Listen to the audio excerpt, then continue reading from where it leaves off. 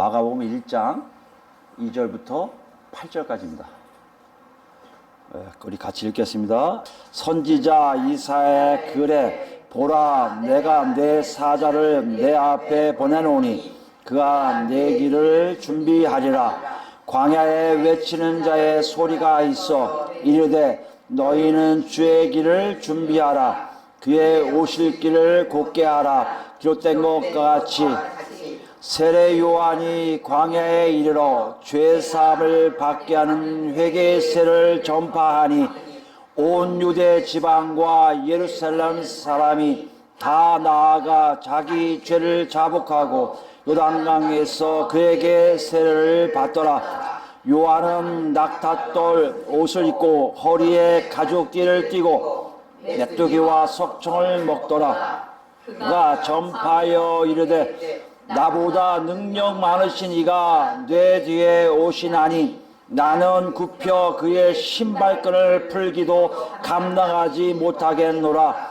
나는 너희에게 물로 세례를 베풀었거니와 그는 너희에게 성령으로 세례를 베푸시리라. 아멘. 지난 시간에 우리는 우리에게 좋은 소식, 기쁜 소식이 뭐만 있다는 것이세요? 예수만이 우리의 복음이라는 것을 알았는데요. 어떤 거죠? 우리의 여건과 상황에 의해서 된 것이 아니라, 그죠?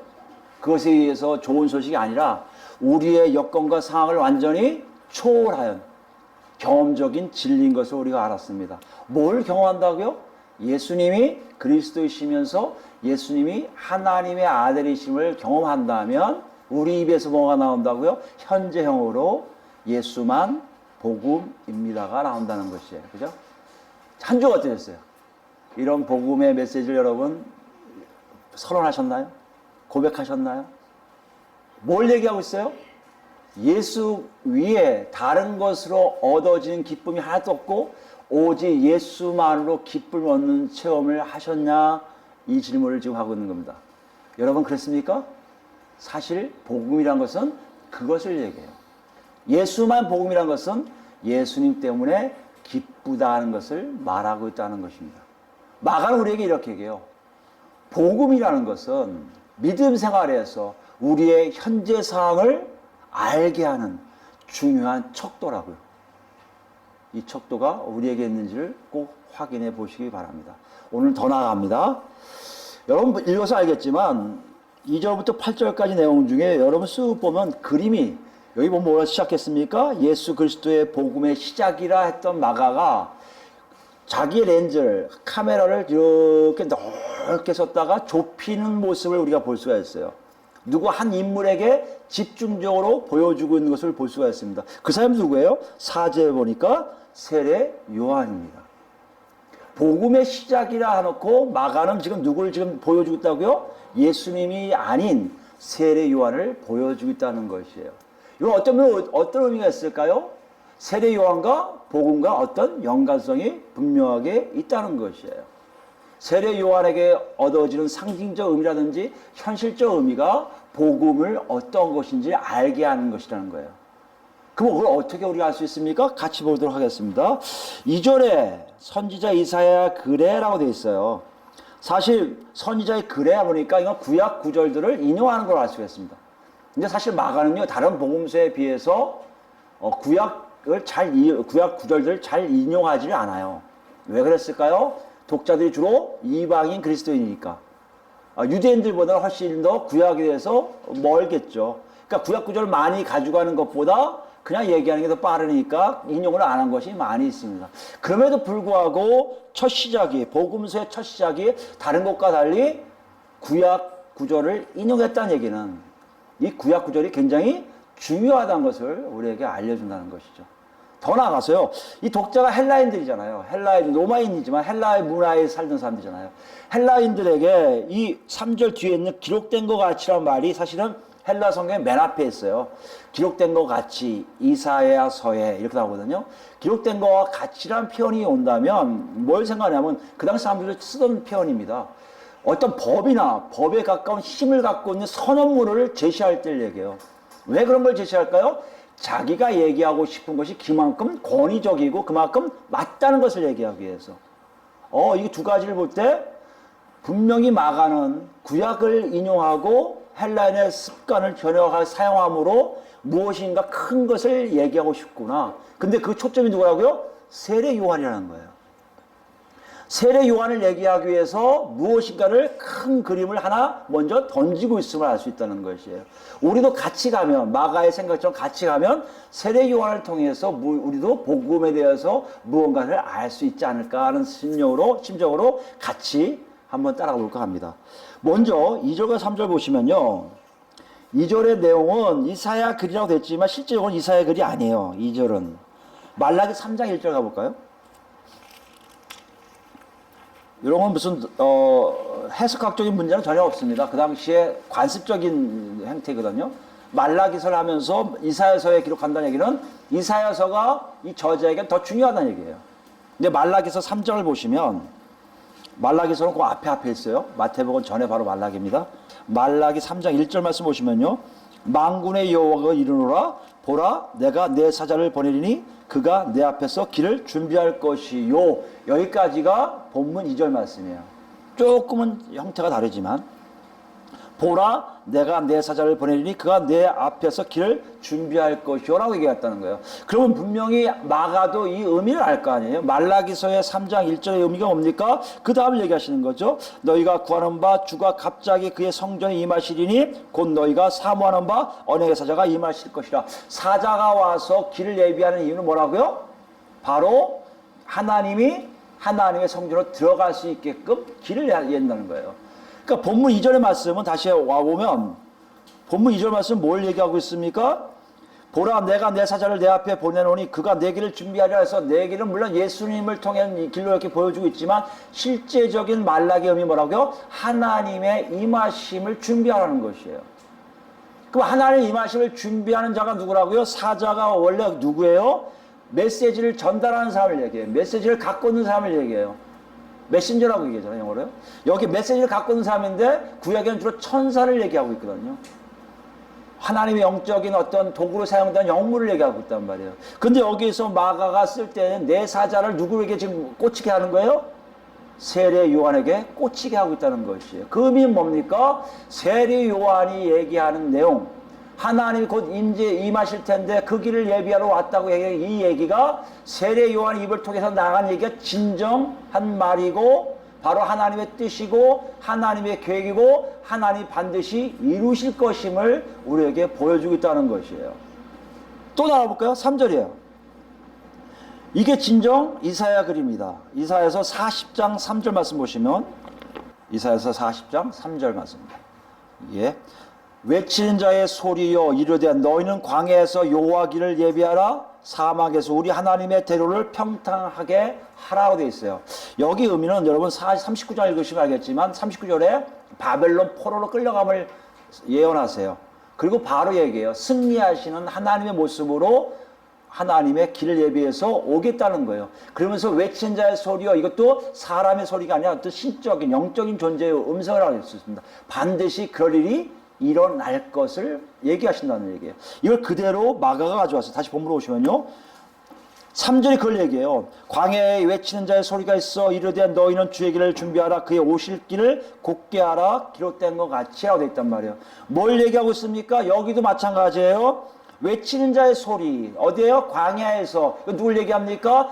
먼저는 영적인 존재였다면 여기는 뭐요? 바로 세례 요한이에요. 같은 사람이지만 하나님의 권한, 하나님의 권세를 통해서 사용되는 존재를 사자, 외치는 자라고 얘기했다면 세례 요한의 신분이, 지위가 바로 그와 같이 하나님이 절대적으로 사용하는 존재라는 얘기를 강조하고 있습니다. 더 중요한 것은 세례 요한이 있다는 것은 뭘 얘기한다고요? 이제 곧 뭘 할 거다? 이런 일들이 일어나게 선언할 거란 얘기예요. 뭘 한다고요? 3절 말씀에도 같은 내용으로 2절과 같은 내용으로 하나님이 우리에게 임하신다는 것을 보여주고 있고요. 그 임하실 길들을 닦고 있는 자들이 분명히 나타나게 된다는 것을 보여줬는데 그것이 누구라고요? 바로 세례 요한이라는 것이에요. 여러분 이것이 무슨 의미가 있을까요? 왜 마가는 구약의 구절을 가지고 마가에 대한 세례 요한에 대해서 자세하게 기록하고 있을까요?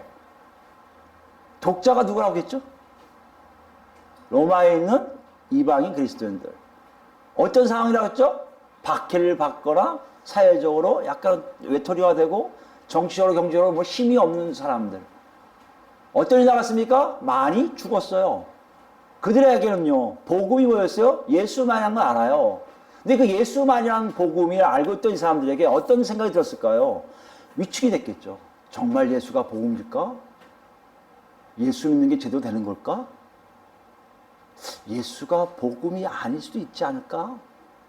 더 나아가서 내가 이렇게 아는 게 혹시 누가 나한테 알려줘서 예수가 복음이니까 그 믿음 너 구원 있어? 알려줘서 내가 믿고 있는 거 아닌가? 종교적 열심으로 하고 있는 것이 아닐까? 하는 생각이 분명히 로마 교회 안에 있었을 거라는 얘기예요. 실제적으로 제가 지난 시간에 말씀드렸지만 그 중에는 이후에 많은 사람들이 배교를 하든지 떠난 사람들이 꽤 많이 있음을 바울 사도가 증거하고 있습니다.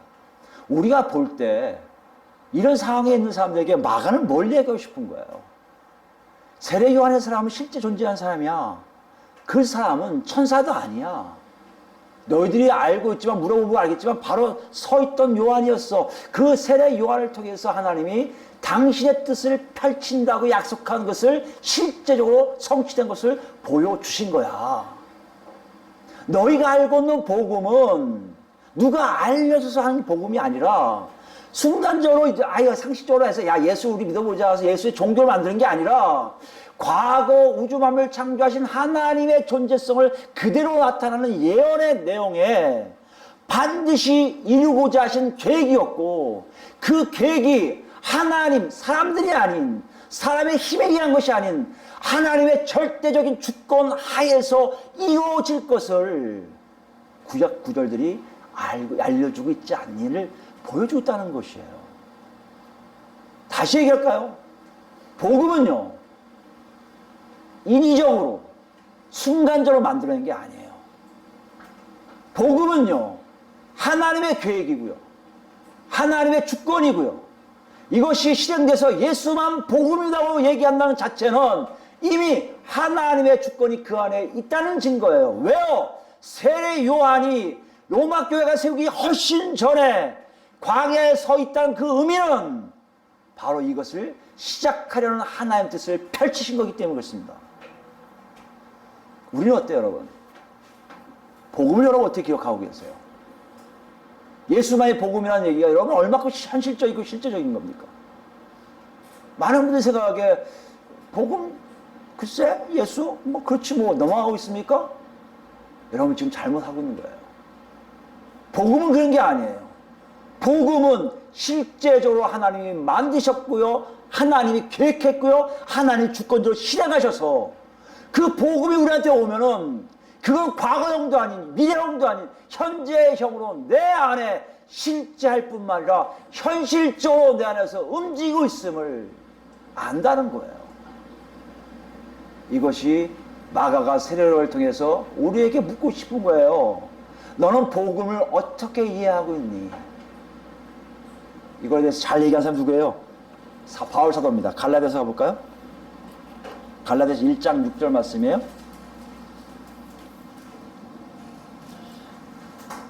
그리스도의 은혜로 너희를 부르신 이를 이같이 속기 떠나 다른 복음을 따르는 것을 내가 이상하게 여기노라. 갈라디아 교회에 복음을 전했거든요. 예, 301페이지에 있을 겁니다. 갈라디아서 1장이에요. 분명히 전했는데 이 갈라디아 교인들이 다른 복음을 쫓아가요. 그러니까 복음이 두 개 이상 있을 거라고 생각들 하는 거예요. 복음은 하나라고 했거든요. 절대성이에요. 불변성이에요. 왜요? 하나님이 그것만 허용하셨고 계획하셨고 우리에게 실행하셨기 때문입니다. 이걸 이해하지 못한 사람들이 복음이 많은 걸 착각해요. 예수만이 복음이 아닌 예수 말고 다른 것도 복음이 될 수 있다고 얘기한다는 것이에요. 이거 우리가 복음이 뭔지를 잘 모르는 것뿐만 아니라 예수를 정확하게 하나님의 뜻 안에서 하나님의 절대 주권 안에서 만나지를 못했다는 증거라는 얘기예요. 7절입니다. 다른 복음은 없나니 다만 어떤 사람들이 너희를 교란하여 그리스도 복음을 변하게 하려 함이라. 복음을 변하게 하려고 가짜로 얘기하는 것뿐이지 복음은 아니라는 얘기예요. 그러면서 뭐라고 얘기하세요? 그러나 우리나 혹은 하늘로부터 온 천사라도, 아까 천사가 사자였잖아요. 사자가 와서 얘기한다 하더라도 우리가 너에게 전한 복음 외에 다른 복음을 전하면 저주를 받을지어다. 복음이 딱 불면이고요, 절대성이고요, 복음은 변함이 없음을 얘기해요. 무슨 얘기냐면 세례 요한이 딱 서서 하나님의 약속하신 것을 선언하기 시작한 그 순간부터 예수님이 십자가 못 박혀 돌아가 부활 승천하셔서 하나님 옆에서 통치하고 계신 그 순간까지, 아니 지금까지도 복음은 딱 하나라는 얘기예요. 왜요? 하나님이 그렇게 계획을 하셨기 때문에요. 그럼 이걸 사람들이 배웁니까 서로? 보세요. 11절부터 볼까요? 갈라디아서 1장 11절 보시면, 형제들아 내가 너에게 알게 하노니 내가 전한 복음은 사람의 뜻을 따라 된 것이 아니라. 이거 여러분 기억하시고, 여러분 기억할 정도가 아니라 여러분 체크해 보셔야 돼요. 여러분 정말 이랬습니까? 여러분이 갖고 예수만이 복음이라는 게 사람으로부터 배운 게 아니라 하나님이 주신 거예요? 그 얘기하는 거죠. 사람의 뜻을 한 게 아니라고요. 12절입니다. 이는 내가 사람에게서 받은 것도 아니요 배운 것도 아니요. 바울 사도 자기 얘기를 해요. 사람에게 받은 것, 배운 거 아니야. 오직 예수 그리스도의 계시로 말미암으니라. 무슨 말이에요? 예수 그리스도께서 나타나 주심으로 알게 된 복음이라는 얘기예요. 복음의 성격이 뚜렷하게 나타나요, 여러분. 복음은요, 정말 하나님의 계획과 절대 주권하에서 각자에게 보여준 놀라운 은혜이며 하나님의 역사라는 거예요. 그래서 예수만이 복음이라는 것이 무엇인지를 정확하게 우리에게 알게 하셨다는 얘기예요. 그걸로 끝나지 않아요. 13절 볼까요? 내가 이전에 유대교에 있을 때 행한 일을 너희가 들었거니와 하나님의 교회를 침입히 박해하여 멸하고, 자기 과거 얘기를 하는 거예요. 내가 동족 중 여러 영갑자, 나하고 동년배들보다 유대교를 지나치게 믿어 내 조상의 전통에 대하여 더욱 열심히 있었으나, 그러나 내가 굉장히 열심히 하나님을 순종했던 사람이에요. 그런데 신기한 일이 있는지 뭔지 아니? 그러면서 15절 얘기해요. 내 어머니의 태로부터 나를 책정하시고 그의 은혜로 나를 부르시니가 누구시겠어요? 하나님이세요.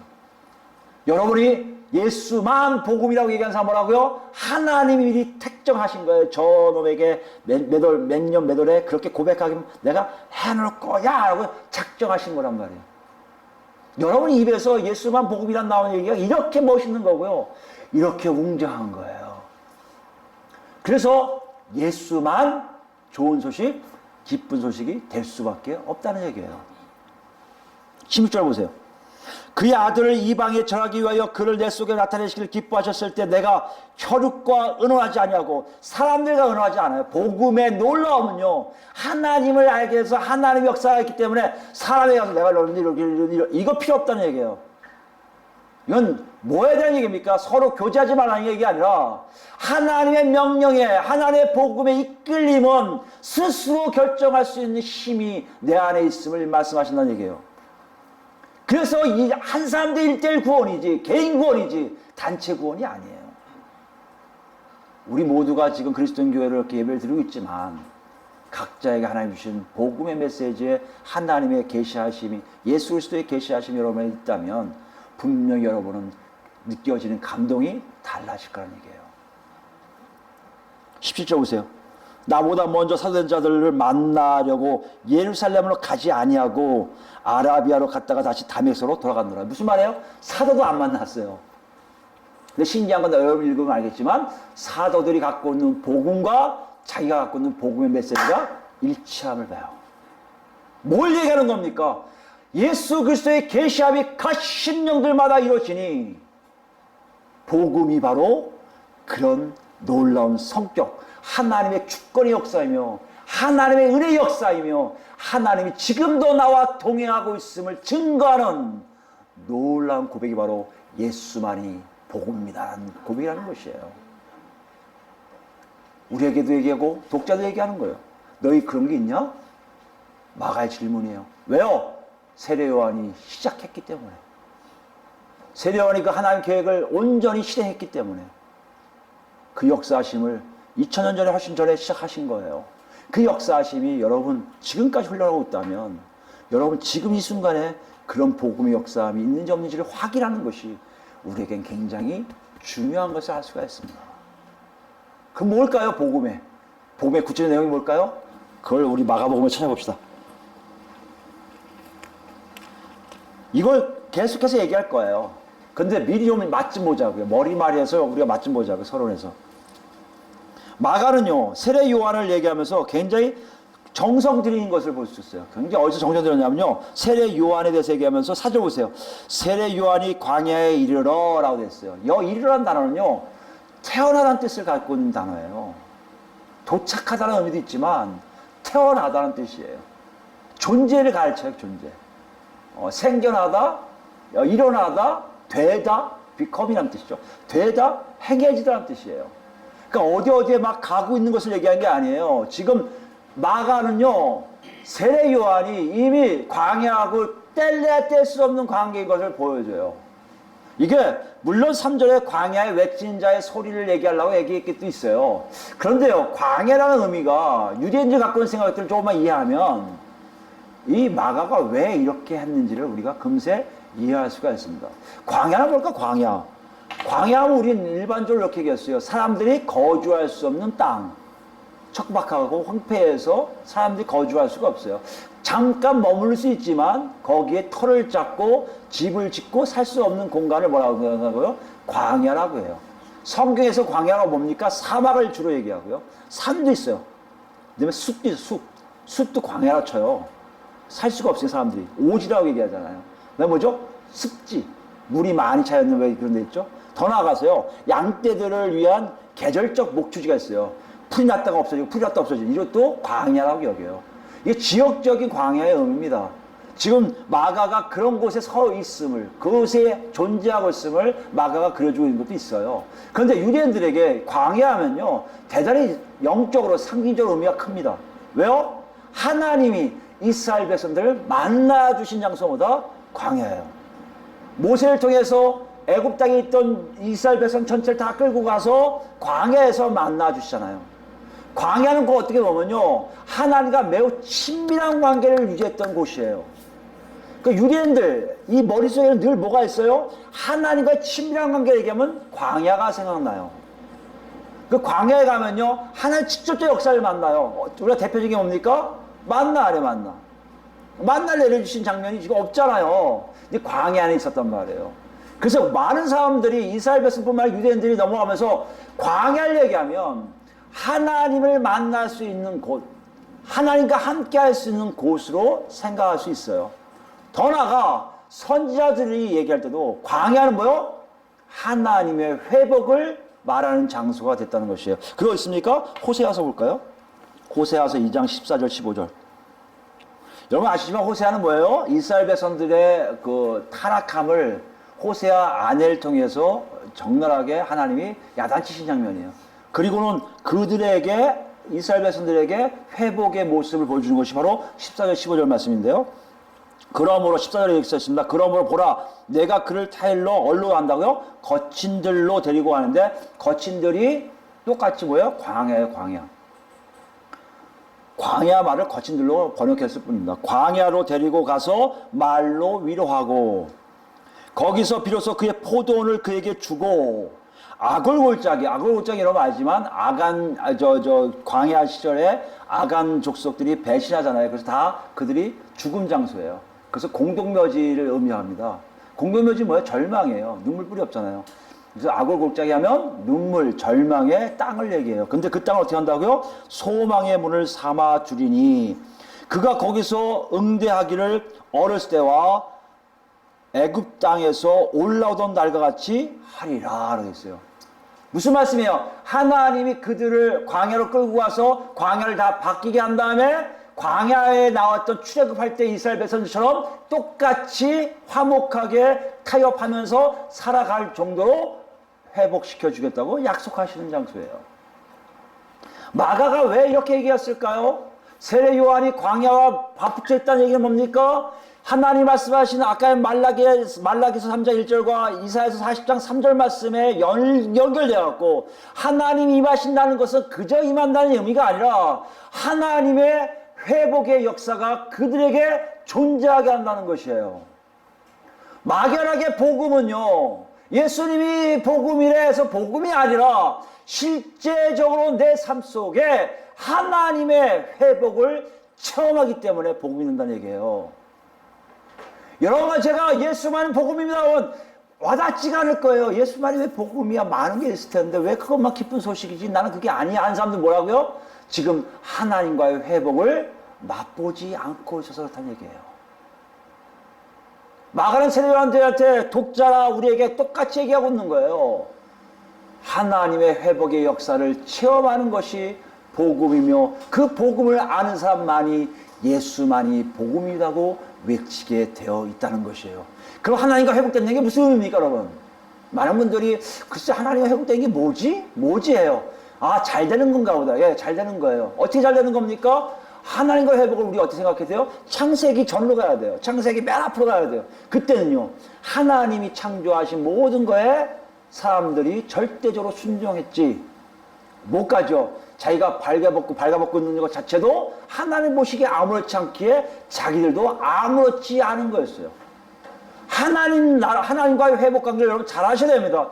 하나님과의 회복이라는 의미는 내 마음대로 된다는 게 아니라 오히려 하나님 뜻대로 내 삶을 다 맞춰가는 걸 얘기해요. 이런 사람들만이 뭐다? 예수만이 복음이 된다는 것이에요. 바울 사도가 이런 얘기를 했습니다. 우리 같이 볼까요? 고린도전서예요. 9장 가볼까요? 고린도전서 9장.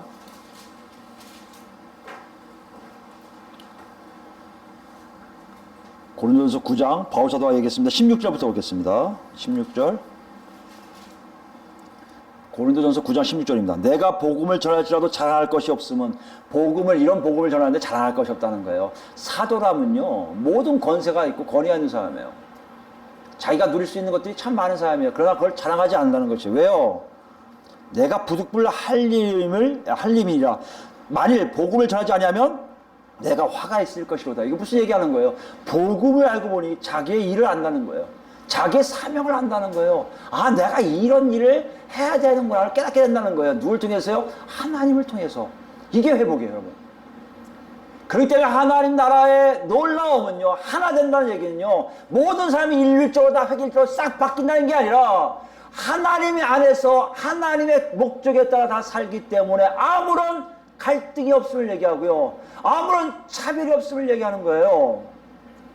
드레핀 들꽃도 우리가 보기엔 시시하게 볼지 모르지만 하나님 눈에는요 아름다운 꽃이고요, 아름다운 풀이에요. 하나님 나라에 들어오면 그것 자체도 장미꽃과 비교할 필요가 없다는 얘기예요. 아니, 비교가 안 돼요. 장미꽃은 장미꽃이고요, 들꽃은 들꽃이란 말이에요. 우리 삶에 있는 가치관이 바뀔 수밖에 없어요. 내가 가지고 있던 기준이 다 바뀔 수밖에 없어요. 내가 과거에 여겼던 좋았던 것이 하나님 보시기에 좋지 않으면 나도 좋지 않은 것이 될 수밖에 없다는 것이에요. 여러분, 여기에 우리 삶이 있어요. 그럼 다 받게 됩니까? 아니죠. 여러분 삶 속에 이루어지는 일들이 다 누구에 의한 것인 걸 안다면 여러분 거기엔 책임을 느끼셔야 돼요. 예를 들어서 남한테 얻어먹는 사람들까지도 책임을 느껴야 돼요. 어떤 책임이요? 잘 얻어먹어야 돼요. 당당하게 얻어먹어야 돼요. 그래서 여러분 탈무드를 보시면 알겠지만 거지들이요, 유대인 거지들이 당당해요. 그 부자들한테 가서 이래요. 돈 줘. 돈 줘. 이게 거지예요, 거기. 왜요? 그들에겐 뭐죠? 도네이션 하는 거예요. 남을 도와주는 게 일이란 말이에요. 개신교 그게 아니에요. 당당한 얘기는 하나님 안에서 누구도 차별이 없기에, 하나님 믿으면요, 내 삶 속에 이루어진 일들에 내가 이런 양식을 거두지 못하면 누군가의 도움을 받을 수밖에 없고, 그 도움은 하나님이 주신 것을 알기 때문에 감사함으로 받을 수 있는 것이 바로 그들의 사회의 모습이라는 것이에요. 부자도 마찬가지예요. 부자라 내가 돈이 많으니까, 아니요, 이건 책임이에요. 쓸 준비하셔야 돼요. 누구에게 반드시 써야 돼요. 그럼 난 다 없어야 됩니까? 공산주의입니까? 아니요. 하나님이 이러한 양식을 주신단 말이에요. 이러한 양식을 배제하면 돼요. 제가 이러한 양식이 많아요. 쓰세요. 하나님 이런 이상을 주신다는 얘기가 아니고요. 그걸 쓰라는 얘기입니다. 여러분 마음에 알 거예요. 내가 이 정도 쓰면 나머지 알 거란 말이에요. 의사도 마찬가지고요. 나머지 모든 직업도 마찬가지예요. 우린 그것을 자본주의 시장의 눈으로 바라봐서 좋은 짭, 나쁜 짭 이거 아니에요. 하나님 눈에 있어서의 사명은요. 하나님이 정하신 대로 하나님이 인도하신 대로 그 안에서 살는다는 거예요. 제가 뭐 하든지 간에 뭘 하든지 일용할 양식을 위해서 먹고 마시는 일들이 해결된 후에 하나님을 찬양하면 그 사람은 믿음이 굉장히 좋은 거고요. 그렇지 않고 빈들빈들 모든 걸 탕진해가면서 하나님을 따라간다. 그건 잘못된 믿음이라는 것이에요. 하나님이 만약에 그렇게 세웠다? 사세요. 근데 그렇게 살지 않았다? 그렇게 살면 안 돼요. 여러분 굉장히 중요합니다. 우리 교회가 앞으로 어떨지 모르지만 누가 들어올지 모르지만 그 직업에 대해서 우리는 그렇게 따질 필요가 없어요. 아 먹고 살 수 있으면 돼. 괜찮아. 아무것도 괜찮아. 중요한 게 뭐다고? 네 안에 복음이 예수만이 복음인 것이 나와. 너희 안에 삶이 이런 양식을 해결했으니 하나님께 감사합니다. 사는 일이 있다면 너는 복음을 제대로 아는 자라는 것이에요. 하나님과 회복이 됐다는 것이에요. 저 나중에 그런 본문이 나오면 거기에 대해서 좀 더 자세하게 말씀드리겠지만 여러분 오해 없기 바라요. 사명은요. 하나님이 우리에게 이 땅에 태어날 때 분명히 목적이 있었을 거예요. 여러분이 태어난 이유가 있을 거예요. 그 이유가 교회 안의 이유도 있을 것이고 가정 안의 이유도 있을 것이고 사회 안의 이유가 있을 것이에요. 그 이유에 맞게끔 살게끔 하시는데 그 이유는 뭐다고요? 하나님의 영광을 위한 공동 목표로 가게끔 만들어 주신다는 거예요. 그걸 사도 바울이 제대로 알고 있다는 것을 보여주고 있습니다. 넘어갑니다. 23절 볼까요? 내가 복음을 위하여 모든 것을 행하면 복음에 참여하고자 함이라. 복음을 위하여 모든 일을 할 수밖에 없어요. 예수만이 복음이란 이 놀라운 선언에 자기 모두가 들어갈 수밖에 없어요.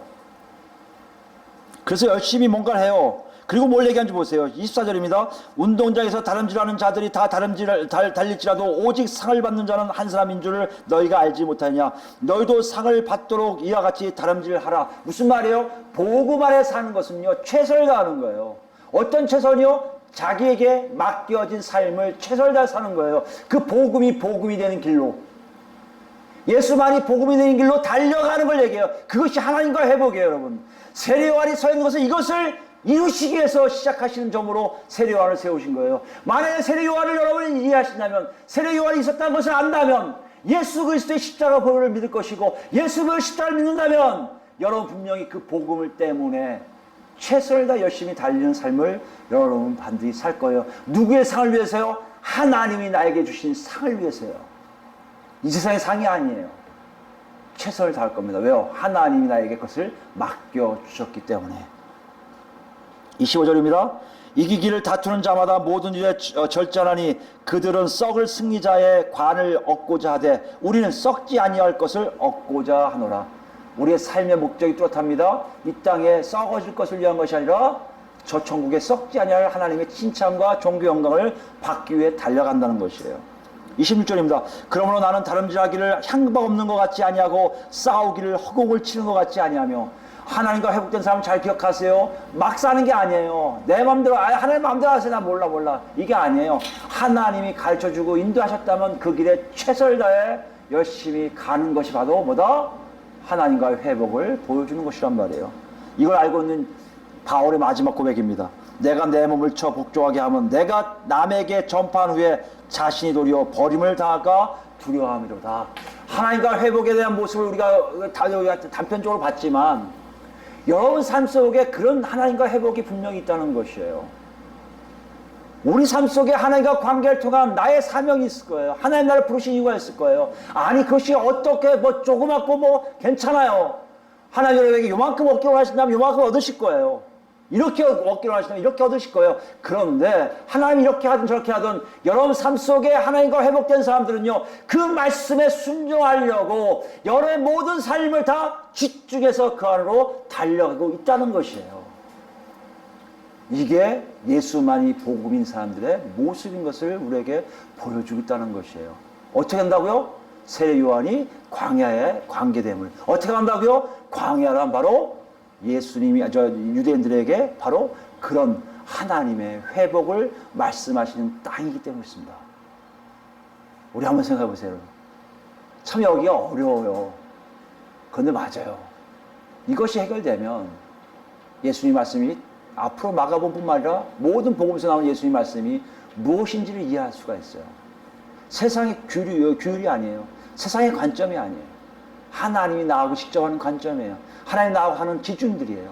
그 기준 내 안에서 이루어지니 내가 하나님 뜻대로 살려고 몸부림칠 수밖에 없음을 우리에게 보여주겠다는 것이에요. 더 나갈까요? 또 다른 게 있어요. 본문 가면요, 이런 하나님의 회복이 어떤 의미인지를 더 강조하고 싶은 게 있었어요. 마가가요, 세례 요한을 얘기하면서 나머지는 또 행동이고 선포니까 나중에 하고요. 6절 말씀 보세요. 요한에 대해서 표현을 하고 있는데, 요한이 어떤 사람이다? 낙타털 옷을 입고 허리에 가죽띠를 띠고 메뚜기와 석청을 먹더라 되어 있어요. 여기 낙타털 옷을 입는 거는 뭐 그럴 수도 있어요. 털옷을 입어요. 근데 낙타털은 정말 가난한 사람들, 염소털을 얻지 못한 사람들이 낙타털, 거칠대요, 낙타털이. 그걸 해 입는데요.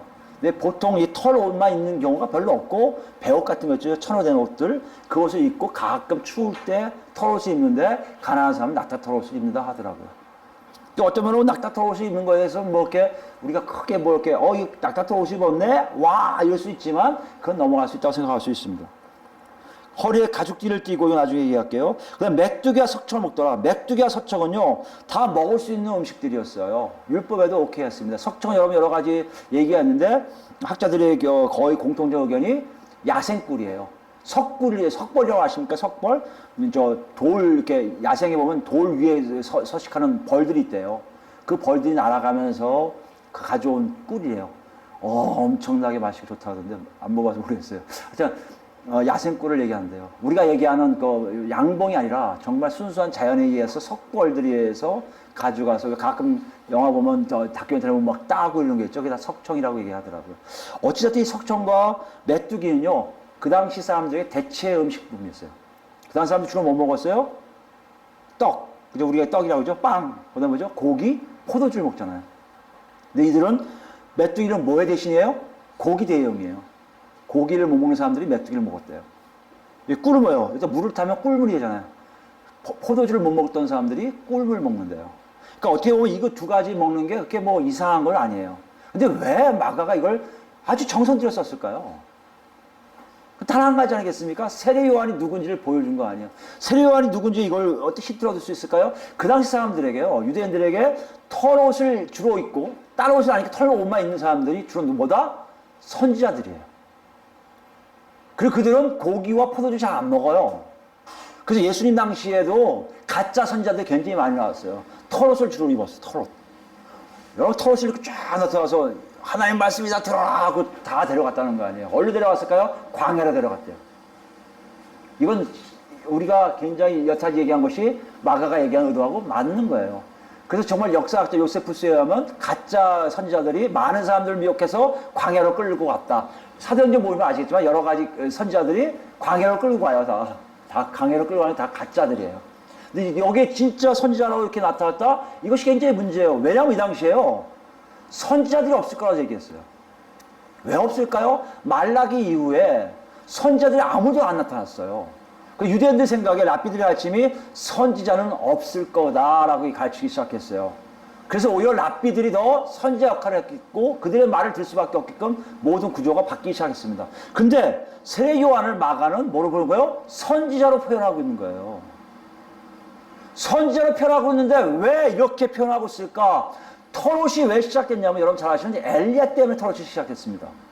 엘리야가 어떤 사람이에요? 털이 많은 사람이에요. 그래서 엘리야 하면 털. 여러분 열왕기 한가요? 1장 보시면 알 거예요. 누구 만나서 털 많고 가죽띠를 두르는 사람 만났어. 그 사람이 엘리야야. 이런 표현이 있습니다. 그래서 선지자들은 털옷을 많이 입었던 걸 나와요. 지금 뭘 얘기하는 거예요? 선지자라는 걸 얘기하는데, 선지자가 누구요? 엘리야를 얘기하고 있다는 것이에요. 엘리야가 아닐 수도 있지만 선지자가 없는데, 선지자 중에 엘리야 뿔이 없는데 그럼 엘리야네 이렇게 생각할 수밖에 없게끔 지금 마가가 얘기하고 있다는 얘기예요. 그 당시 사람들에게 엘리야는 어떤 존재냐면 이렇습니다. 구전뿐만 아니라 얘기가 엘리야 여러분 죽었어 안 죽었어요? 안 죽고 그냥 올라갔잖아요. 시신도 없잖아요. 그러니까 이스라엘 백성들이 생각하는 거예요. 시신도 없이 올라갔으니 언젠가는 내려오겠지예요. 그게 엘리야예요, 여러분. 언제가 내려올 것 같아요? 이들 유대인들 생각에는 뭐요? 자기들이 어려울 때, 험한 세상이 될 때, 정말 마지막으로 하나님이 역사하실 때 엘리야가 와서 우리를 인도할 거라는 생각을 늘 갖고 있었어요. 근데 이것이 정말 맞냐 안 맞냐는 모르지만 이거에 근거가 되는 구절이었습니까? 말라기 5장, 4장이 있어요. 말라기 4장 보시면 맨 마지막이에요. 구약 맨 마지막 얘기예요. 굉장히 아이러니하죠? 말라기가 구약의 맨 마지막 책인데 그것 중에 맨 마지막 글에 말라기 4장에 5절 6절 말씀 보시면 보라 여호와의 크고 두려운 날이 이르기 전에 내가 선지자 누구요? 엘리야를 너희에게 보내리니 그가 아버지의 마음을 자녀에게로 돌이키게 하고 자녀들의 마음을 그들의 아버지에게로 돌이키게 하리라. 돌이키지 아니하면 두렵건대 내가 와서 저주로 그 땅을 칠까 하노라 하시니라. 엘리야가 오신 이유가 뭐라고요? 자식에게가 아버지 뜻을 알게 해서 아버지 품으로 돌아오게 하는 일을 하게 하시기 위한 것이에요. 만약에 세례 요한을 엘리야의 모습, 여기 엘리야니까 진짜 여러분 엘리야라고 생각하면 많은데요. 이것도 어떻게 보면 뭐라고 생각할 수 있어요? 메시아를 누구로 표현한다고요? 다윗으로 표현하듯이. 선지자 하면 누굴 표현하는 거예요? 엘리야로 표현할 수 있다는 얘기예요. 그러니까 실제적으로 엘리야가 내려온다는 그걸 얘기하는 것을 그대로 쓴 게 아니라 하나님의 생각에는 누굴 얘기하는 거예요? 엘리야 같은 일을 할 사람이 나오는데 엘리야가 누구다? 아버지의 마음과 아들의 마음을 일치시켜서 자식들이 아버지께 오게 하는 일을 하는 사람들, 하는 사람, 그 사람이 엘리야란 말이에요. 나중에 예수님이 누굴 엘리야라고 얘기하셨습니까? 바로 세례 요한이 엘리야라고 얘기하시잖아요. 그 일을 한 것을 그대로 엘리야로 표현한 거예요. 옷도 그대로 얘기하시잖아요. 그러면 우리가 이걸 봐야 돼요. 왜 마가가 세례 요한을 엘리야로 표현하고 있습니까? 선지자로 표현하고 있습니까? 뭐 때문에요? 바로 이 말씀이에요. 아버지 마음을 자식들에 전해서 그 자식들이 아버지께 돌아오게 하는 일을 하기 위한 것이에요. 복음은 뭐다? 바로 아버지의 마음을 전해서 아버지께 돌아오게 하는 게 복음이란 말이에요. 아버지께 돌아온 사람들, 하나님께 회복된 사람들은요, 다보다 예수만이 복음이다라고 고백한다는 얘기예요. 지금 세례 요한을 통해 그걸 얘기하고 있어요. 이게 굉장히 우리에게는 의미심장합니다. 더군다나 그 당시 사람들, 박해받았던 로마 교회 사람들은 더 대단하죠. 왜 대단할까요? 자기들은 지금 밖에 나갔거든요. 아무도 없잖아요. 자기들만 있는데요. 죽어요. 죽어나가니까 예수 믿는 사람들 없고 다 도망가기 시작합니다. 예수 믿는 게 쉽지가 않게 돼요. 그때 이렇게 말씀하시는 거예요. 세례 요한을 봐라. 세례 요한의 선지자의 모습이 있지 않냐. 선지자의 모습은 엘리야였던데 엘리야가 온다는 얘기는 하나님의 종말론적인 왕국이 옴을 예고하는 것이고 하나님의 종말론적인 왕국이 오면 미안하지만 두 부류로 갈리는데 아버지 마음을 알고 돌아오는 자녀들이 있는가 하면 아까 읽은 거 있죠? 나머지 사람들은 저주의 땅에서 그냥 머무는 존재가 있다는 것이에요. 하나님과의 회복이라는 의미는 우리가 생각할 때, 우리 주관적으로 생각할 때는 우리한테 기쁨이 될 수 있지만 엄격하게 얘기하면 하나님의 회복을 맛보지 못한 많은 사람들에게는 앞으로 뭐가 된다고요? 화가 되고 저주가 될 수밖에 없다는 것이에요. 이 일이 마지막 때 마지막 외침으로 세례 요한을 통해서 터지기 시작한다는 것이에요. 이걸 마가가 우리에게 얘기하기를 원했고 독자들에게 얘기한 거예요. 얘들아, 너희 눈에는 너희밖에 없는 것 같지 모르지만 괜찮아. 너희라도 하나님의 자녀라면 너희는 지금 박해받을지 모르지만 영원토록 너에겐 저주가 더 이상 너에게 없을 거란 얘기예요. 아니 더 나아가서 너희를 박해했던 모든 사람들은 다 뿔뿔이 흩어져 하나님의 저주 아래 다 모이게 될 거라고 지금 얘기하고 있다는 것이에요. 여러분 이것이 협박으로 들리지 마세요. 이건 엘리야의 외침이고요. 이건 세례 요한이 외쳤던 외침이고요. 예수님이 십자가 못 박힐 때 바로 그 외침이었던 거예요. 그리고 승천하시고 제자들이 왔을 때 예수 믿으셔야 합니다. 예수 믿으셔야 구원합니다. 예수만이 당신의 길이며 진리고 생명입니다 하는 얘기가 바로 여기에서 다 나오기 시작한 것을 우리에게 보여주고 있다는 것이에요. 그렇다고 한번 생각해 보세요, 여러분. 정말 그 갈림길에 여러분 어디 계십니까? 여러분 예수만 복음이다 거기 계십니까? 아니면 예수도 복음인, 아니 딴 게 복음이 아닌데 여기 계십니까? 이 갈라짐을 여러분 분명히 이해하시기 바랍니다. 성경은요 다 구원받았다고 얘기 안 해요. 남은 자만 구원받는다고 했어요. 남은 자가 뭔지 아십니까? 하나님과 관계하는 그 사람들만 구원받는다고 말씀하세요. 저도 몰라요. 하나님의 은혜 속에 내가 있으면 거기 있는 거고요. 하나님의 은혜 속에 제가 없으면 저도 이쪽에 있는 것 뿐이에요. 이거는 인간에게 협박해서 종교를 일삼는 어떤 얘기라고 자꾸 얘기하면 되는데 그게 아니라 앞으로 일어날 일들이고 실제적으로 우리 안에서도 일어나고 있는 것을 정확하게 볼 수 있어요. 여러분 제 안에 실제적으로 예수 그리스도의 놀라운 역사하심에 예수만이 복음입니다 외친 사람들 중에요. 그렇지 않은 사람과의 차이를 분명히 알고 있음을 여러분 스스로가 알게 될 거예요. 오늘 본문이 이걸 얘기하고 있어요. 여러분과 제가요 정말 복음이 뭔지에 대해서 모르기 때문에 이렇다. 이건 좀 심각합니다 사실. 오늘 세례 요한을 통해서 마가가 이렇게 얘기하고 있어요. 복음은요 하나님의 계획이었고 하나님의 주권이었고 하나님의 은혜의 역사고 하나님이 지금도 펼치시는 현실적인 것이라고 얘기하고 계시다는 게요. 이것을 받은 사람들은 어떻게 한다고요? 하나님의 회복을 맛볼 것이고 그 회복은 내가 내 삶의 모든 것을 하나님과의 관계를 통해서 맞춰가는 삶이고요. 또 하나 뭐라고요? 나도 모르게 보니 갈라짐에 나는 저주가 아니라 하나님의 은혜 속에 복을 받고 있는 그런 존재로 내가 있음을 아는 거라고 지금 말씀하고 계시다는 얘기예요. 여러분 제가 분별하고 계십니까? 여러분 눈이 어떻게 있는지 보세요. 잘 보고 계세요? 여러분 삶이 그러고 있는지 보세요. 지금 놓고 와 계신 거예요. 네가 어딘지 확인하라는 거예요. 마가복음의 시작은 이걸로 시작해서 이걸로 끝날 거예요. 아니 지금도 이 일을 하고 계시다는 얘기예요. 그 일이 계속해서 우리에게 진행되고 있다는 얘기예요. 그게 누구부터 시작합니까? 세례 요한이 광야에서 외치기 시작할 그때부터 사람들은 요동치기 시작한다는 얘기예요. 그 요동침에 우리가 수혜자인지 피해자인지는 모르겠지만 저는 모두 다 하나의 은혜를 받는 자들 다 됐으면 좋겠어요. 이것이 어떤 거라고요? 뚜렷하게 나와요. 어떻게 모습 나옵니까? 바울 사도 얘기를 하고 마지막으로 보겠습니다. 빌립보서 볼까요? 1장이에요. 빌립보서 1장. 27절부터 볼까요? 빌립보서 1장 27절입니다. 제가 읽습니다. 오직 너희는 그리스도의 복음에 합당하게 생활하라. 이는 내가 너희에게 가보나 떠나 있으나 너희가 한 마음으로 서서 한 뜻으로 복음의 신앙을 위하여 협력하는 것과 복음이 있는 사람의 특징이 뭐라고요? 신앙이 협력해요. 복음에 의해서 그래요. 왜요? 예수만이 복음이니까. 예수만이 복음이 우리가 배웠잖아요. 예배소서에 뭐였어요? 하나님의 계획은 뭡니까? 예수만의 복음에 예수 그리스도 안에 만물이 하나 되는 거 아니에요.